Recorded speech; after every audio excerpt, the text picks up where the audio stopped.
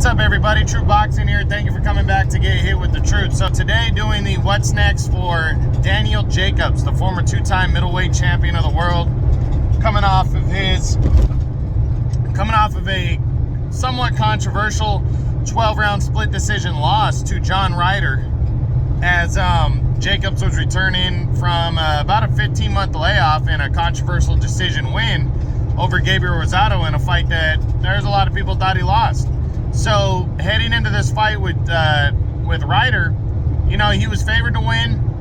Ryder was a live underdog. Jacobs' first half of the fight, I mean, from what I was watching, I wasn't watching in detail. I was giving it the eyeball test, but Jacobs seemed to win most of the first 6 rounds. You know, I mean, like, I'm not saying he won every round, but there might have been 1 or 2 swing rounds in there, close ones. And I think there were. But the second half of the fight, I mean, it just seemed like he wore himself out in the first half of the fight, throwing, you know, over 100 punches more than Ryder. And then in the second half, he just tired down and Ryder jumped on him and made it a close fight. And when it went to the scorecards, Ryder came back with a split decision win and what I thought was a close fight. You know, again, I didn't score it myself 100%, but the eyeball test, you know, Ryder looked in the second half of the fight like he was getting the better of Jacobs most of the time. So, to me, at the very best from what I saw, it could have been 7-5, 8-4 in that general area. And that could go either way, you know, whatever you added and scored. But if there's close rounds in between a 7-5 and 8-4 score, if there's close rounds, that fight could go the other way. And I think people need to stop calling it a robbery. But, hey, whatever you think it was, Jacobs, tough loss at his age. He's 34 now. You know, he did not need a loss like this. And now, what does he do going forward? How does he bounce back from that loss, you know? So now the big question is, what's next for Danny Jacobs following the loss to John Ryder? So for me personally, I mean, I don't see why Jacobs wouldn't want to rematch John Ryder. Unless Ryder's focused fully on a showdown with David Morrell for the WBA regular title, why not fight in the United States? Why not go back to New York? They fought in John Ryder's hometown. Why not go back to New York and fight now? Or if he's willing to come back to the UK and fight Ryder in a rematch, to leave no doubt who the better guy is.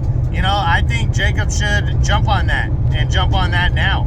You know, let everybody know heading into 2023 that Daniel Jacobs is still a threat by coming in leaving no doubt.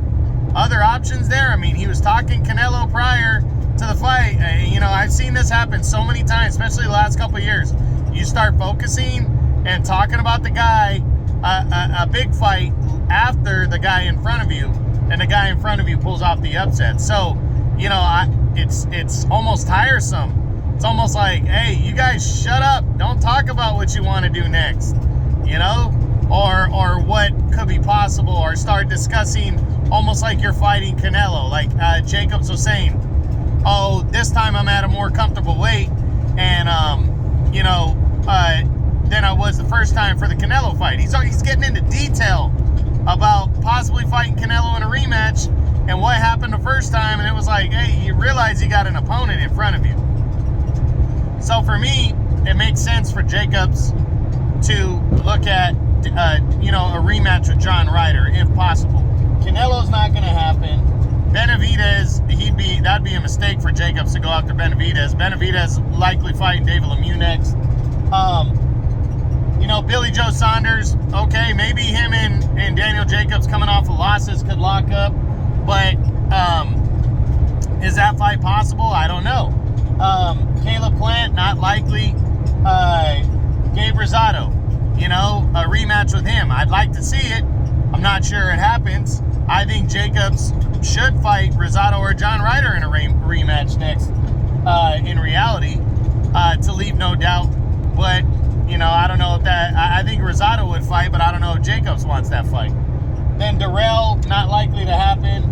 He's on, he fights for the PBC. A rematch with John Ryder, I think, to me, makes the most sense. But Ryder's got to want that fight now. Tyrone Davis, not likely. And WBA regular champion David Morrell, not likely. So, you know, looking at it, I think Jacobs should be fighting against, I think you should go after John Ryder next. I wouldn't take a shake off some rust fight. I'd fight John Ryder, or I'd fight Gabe Rosado next. Those are 2 fights he can get, and that he needs to really leave no doubt and give it his all. But could Jacobs be contemplating retirement as well following that split decision loss? Where's his heart at? Is he fully dedicated to this thing? First half of the fight, he looked great. Second half, not so much. So we got to see. We're gonna wait. I'm hoping Jacobs decides and really tries to secure a rematch. And I hope we hear something within the next couple months. But we'll see what happens. But that's what's next on former 2-time middleweight champion of the world, Danny Jacobs, following that controversial split decision loss to John Ryder. I hope you guys enjoyed it. True Boxing, you've been hit with the truth.